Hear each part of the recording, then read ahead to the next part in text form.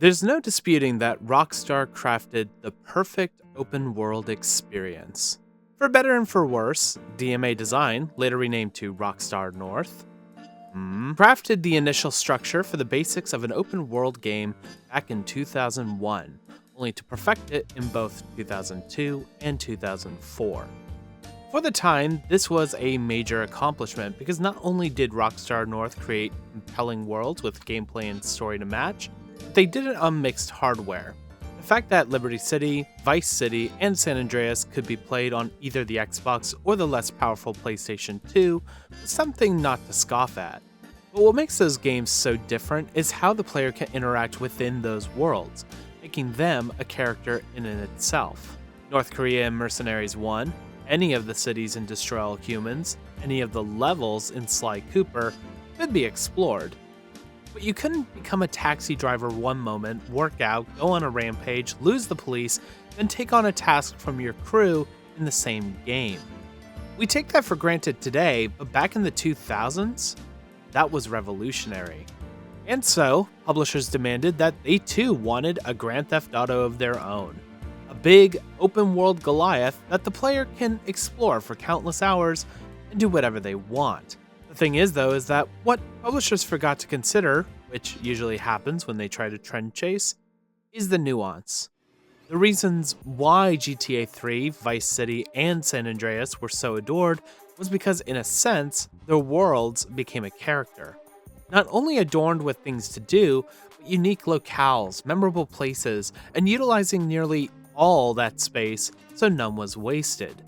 By the time the 7th generation of consoles came around, more games were becoming more open thanks to the technological upgrades they had.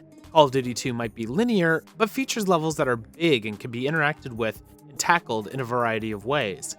Oblivion vastly improved on its open world design from Morrowind. Most Wanted massively upgraded from Underground 2 with the inclusion of police chases. Even obscure, more niche games were getting bigger and bigger worlds.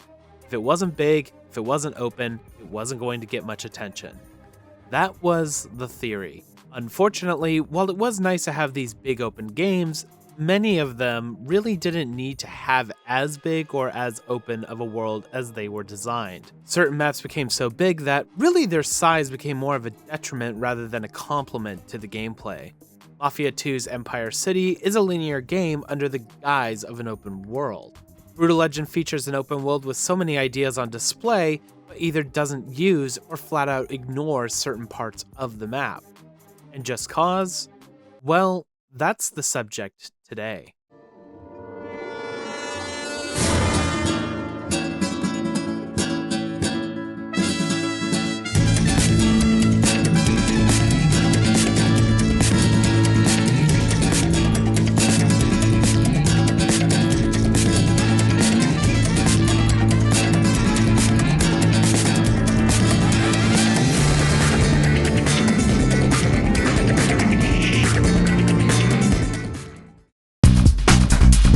Just Cause is a crazy game, not because of having the largest open world map at the time, but also because it somehow spawned 3 sequels which are way more recognized than the original, even though this launched Avalanche Studios' legacy. Even the developers seem to recognize the other games more rather than the original. On Steam, the other games boast about their big maps or what you can do to them in their briefs. Just Cause 1, on the other hand, literally has 4 words. Your world, your rules. It's so vague and bizarrely worded to me, because you could literally apply that to any game, and it's true, to an extent. And sure, you could scroll down and see some more details about the game, but again, it's just so bizarrely bland in the brief. To add on to the confusion, I need to make a correction. In my Thief 2014 video, I mentioned that Avalanche developed a cops vs. gangsters game called 25 to Life. While that is true, that was, and to this day is, a different studio. That Avalanche is Avalanche Software, a Utah-based studio who is nowadays owned by a bunch of morons that don't know how games work or what gamers want from them. This one, Avalanche Studios Group, is based out of Sweden and founded after Starbreeze drunkenly stumbled in and decided to fuck up a bunch of shit for the founders. Though adding further to the confusion, Swedish Avalanche did pair with WB Games to make the Mad Max game, and the Mormons did Hogwarts Legacy. This hurts my brain, let's move on. Just Cause does run on modern hardware, but to make it look nicer, just download the widescreen fix and you're good for the most part. I did have some crashes, but they were far and few. Our story begins with a news report and day drinking. Fictitious island of San Espirito has become a problem for America, so they've sent in the CIA, the agency, as it's under the rule of the ruthless dictator Mendoza that has access to nukes. The Contras, the guerrillas and the government are in a power struggle over the many islands. On top of that, the Rioja and Montano drug cartels are at war with one another, with the Montanos being supported directly by the government. The agency decides to send in our hero Rico Rodriguez to rendezvous with his handler Tom Sheldon and fellow agent Maria Kane, join forces with the guerrillas and Riojas to liberate San Espirito. There's no avoiding it. I need to talk about the graphics. Just Cause was released not only for the PC, but also the Xbox 360, original Xbox, and even the PS2, which is impressive and it is pretty, but of course, there's a ton of bloom, especially for the 360 and PC versions. In the right environment, bloom can look really good. Viva Pinata, for example, is very bloomy as well, but that's a gardening sim and it works well with the fantasy. Here though, it's obnoxious. There will be plenty of times where you will get blinded because the sand is glowing as if it were irradiated. When the sun reflects so brightly against the water, you will be completely blinded. And if you want to further enhance the problem, just use an ultra-wide monitor like me. This sucks. Maybe there's a way to fix this. According to the Google AI overview, apparently you can fix this bloom by hitting Ctrl and T. That's nice. I wonder where they sourced that from. Oh. Of course. I don't even own Battlefield 6. Unfortunately, and ironically like Viva Pinata, Just Cause apparently is made with such a level of spaghetti code that it's quite difficult to alter and mod. So aside from that widescreen fix, there's very few in mods available, and I couldn't find a fix for the bloom. In the moments where you're not getting blinded, the game does look alright. The islands are lush with foliage, busy-ish roads, small towns, and even some metropolis areas. There are some more unique areas like military bases, a nightclub in the middle of an extinct volcano, and even an international airport. But a lot of these smaller locations are very noticeably copy and pasted.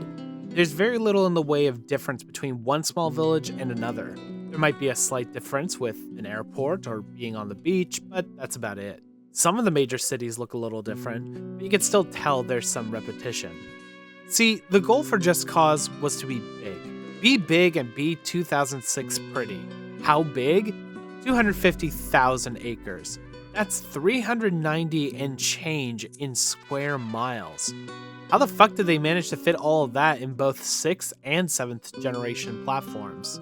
With procedural generation! I'm not joking! We're familiar with procedural generation with games like No Man's Sky or Enter the Gungeon, where they can make these vast worlds or maps that might share similarities but are completely different and random from one another. San Espirito doesn't do that. They use procedural generation to basically fill out the islands with nature and infrastructure, and handcrafted other elements like the major landmarks. It's a hybrid system that, again, is impressive, but leads to islands looking very similar. Plus, you might notice the rootless trees or the foliage disappearing and reappearing. No expense was spared on the map size and graphics, but where it was spared was everywhere else. Character models, aside from Rico, are quite ugly, especially in the cutscenes. Some of the pacing and tone of these cutscenes feel like a YouTube poop. Or if you ever watch one of those Disney or DreamWorks mockbuster films, it's that. Durango has one weakness. Girls.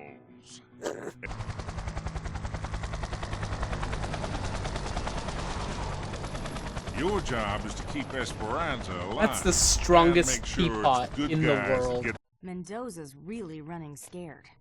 Hey, let's turn up the heat, shall we? Most of the power for San Espirito comes from here. Very San obviously. Pedro. Time to take it A out. no clip. Have a nice trip, Rico. What was with the splash of music? Okay, Rico. Why is it bad so news. ethereal? We thought we got.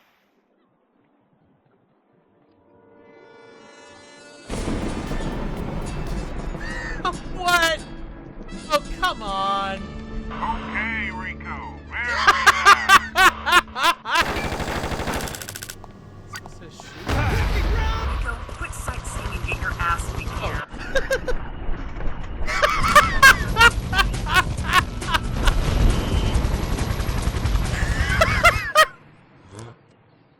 Why? I will say, even though the story and characters are thinner than sheep casing, voice acting and some of the direction is pretty well done.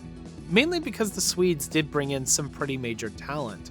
Robin Atkin Downes does give Rico some charm. Richard McConnell did this in between recording lines for Sully and Uncharted. Selena Kyle is given the most forgettable character, but her performance is great. Steve Bloom, Richard Doyle, Jesse Cordy, Pepe Serna. Yeah, these are pretty recognizable names. The vehicles might be some of the most charmingly ugly things I've ever seen. Some look okay, but most are just bizarre. It's not a new concept to make vehicles look similar to their real-world equivalents, something that GTA has mastered, but Just Cause goes in such an extreme direction. For example, here's the game's version of the original VW bus. It's bad, but it only gets worse when you learn that the in-game name for this thing is the Reichsmobile. All of the bulldozers look like the Killdozer. Here is the Mini Cooper. Here's a semi-truck El Camino hybrid. The ugliest by far are the aircraft. There are some that look fine. The landing gear doesn't retract, so that bugs the hell out of me. The game's version of the C-130 doesn't have propellers. Why does the Wraith look like this? What is this? What even is this? Again, there's some charm to it because the following games have vehicles that look pretty normal in comparison. You won't get anything like this ever again. Though, for most of the game, you're going to be traveling by air. Rico packed 2 trillion parachutes for the government toppling, and since the country is so big, you just get around faster in general by air. There is a fast travel system, but you can only fast travel to main mission briefings or safe houses you acquire either by playing the main missions, liberating settlements, or helping the Riojas taking over mansions. You can probably tell by the footage you're seeing right now, because aside from the main missions, settlement and cartel mansion busting play the same. Destroy 3 totally impenetrable blockades, capture the flag, or kill the lieutenant, and you win, increasing your reputation with a faction, which unlocks new safe houses and weapons. Unless you're liberating a city. All you have to do there is kill a number of baddies, and then capture the flag. There are other side missions that you can do to increase faction rep, but these are a waste of time. You get enough from just the liberations. The combat is stiff, but isn't unplayable. Rico on the ground is armed to the teeth with all sorts of weapons like HMGs, shotguns, launchers, and his iconic dual pistols. The dualies have unlimited ammo and are good for most enemies. Only when you face the military or the Black Hand mercenary group is when they become damn near useless. Ammo is plentiful, so are health packs and grenades. Of course, the bizarreness has to happen with the combat as well. Like with many games, Just Cause does have an auto-aim system. The big circle of death will appear around an enemy, and you just shoot away till it's dead, either if you're on the ground or in a vehicle. But that's only for the consoles. On PC, if you're fighting on foot, there is no auto-aim, which is understandable. What isn't is that the auto-aim system is still available for the vehicles and when you're parachuting. On top of that though, there's even a hidden auto-aim for the grenades you throw. You can't cook grenades, but you can shoot them for an instant explosion.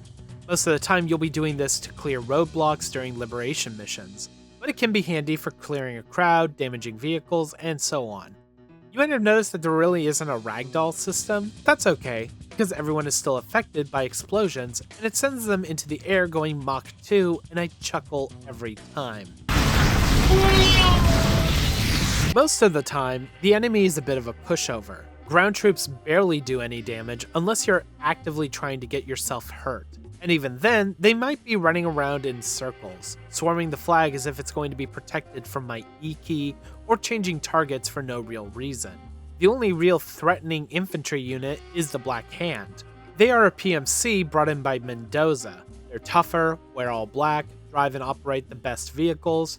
Pretty scary, until you pick up their knockoff XM8 and they die in a matter of a couple of shots. So they too are back to being pathetic. Really, the only time they are a threat is when they have heavy vehicles. APCs, armored cars, and attack helicopters can be incredibly deadly. Mainly because they cheat. No, I'm serious, they actually cheat.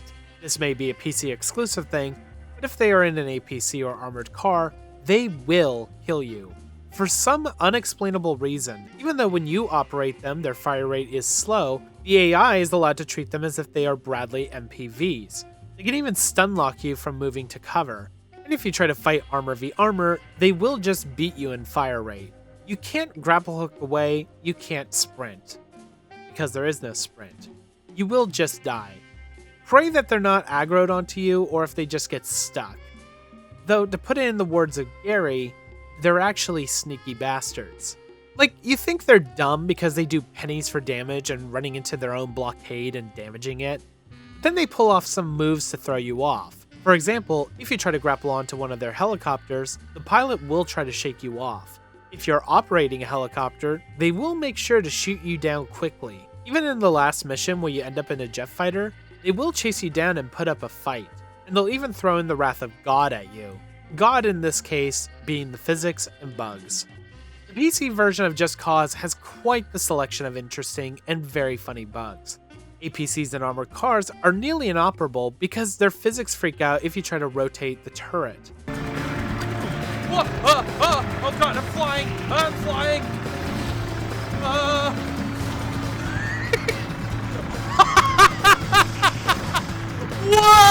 I both failed and succeeded at a mission at the same time. I instantly died talking to this guy. I instantly died after respawning. Hop in so bad, this guy phased in from a different universe. The AI loves to form a Congo line of cars. This truck from the heavy drop doesn't even want to start over half the time. I can't drive the car. What? Oh good, I could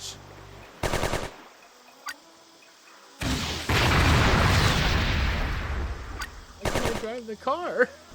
Sometimes when you land a helicopter, it will just do this.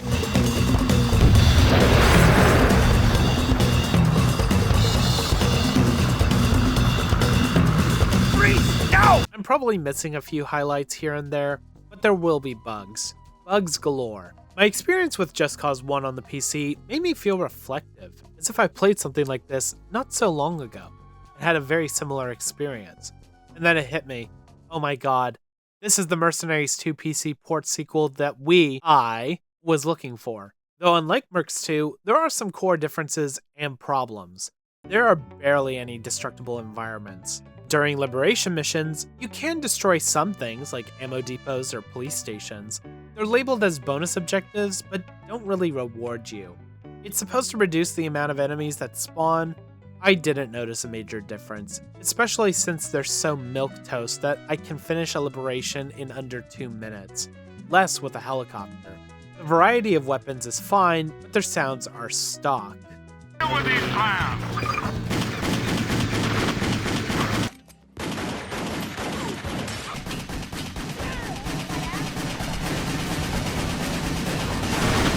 Rico can survive dozens of shots, but is extremely weak to a car going 1 mile per hour.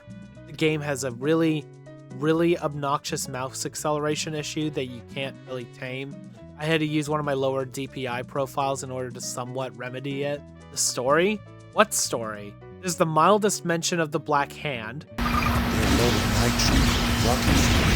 Where you see all those nice terrorist bastards, the Black Hand. Black Hand? What the heck are they doing? Rico and the agency are called in to end a dictatorship, and they do it. Senor, I must warn you.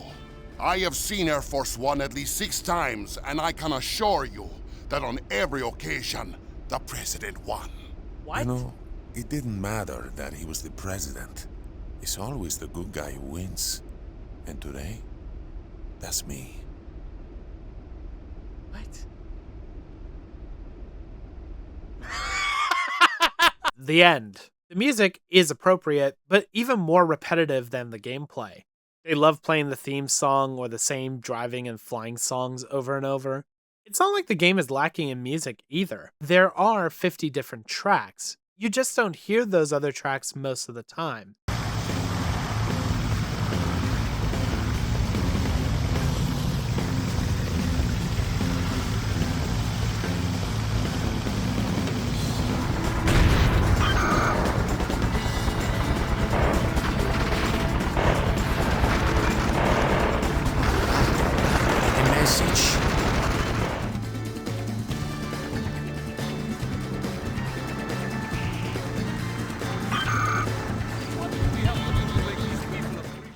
But definitely, the biggest problem is the biggest feature of this game. For 6th and 7th generation consoles, being able to run an open world this massive is genuinely impressive. But the issue comes with, what do you do with something this big? In beloved open world games, the maps are crafted with extensive care. The developers make sure that all the space is utilized or featured in some way with the main gameplay, making them part of the story. The balance comes in with making sure that missions, side or main, don't feel endlessly repetitive. Sure, in GTA 5, for example, you might be driving around from point A to point B and maybe to point C. It's how they vary between character interactions and objectives that make players want to continue on. With Just Cause, you can literally break it down to 3 mission types: liberations, blow up a thing or guy, and collect. There's no major variety, and with characters and a story this bare bones, there really isn't much. And on a map this big, this becomes stale quite quickly. Really, the only major shift in gameplay is with the last missions involving the jets, which does change the game up into this pseudo Ace Combat level, but that's about it. It's not bad, and especially for the time, I get the limitations that Stuart was working with. Even back then, games like Mercenaries 1 had open world gameplay that felt fresh and fun every time. So Just Cause 1 feels more like a tech demo than anything else. A very bizarre tech demo, but a semi-successful one. It sold over 1 million copies back in the day, which was an accomplishment for the time in a pre-GTA 4 world and being a brand new IP. It put Stuart on the map. For better and for worse, Just Cause had paved the way for the open worldification of modern video games.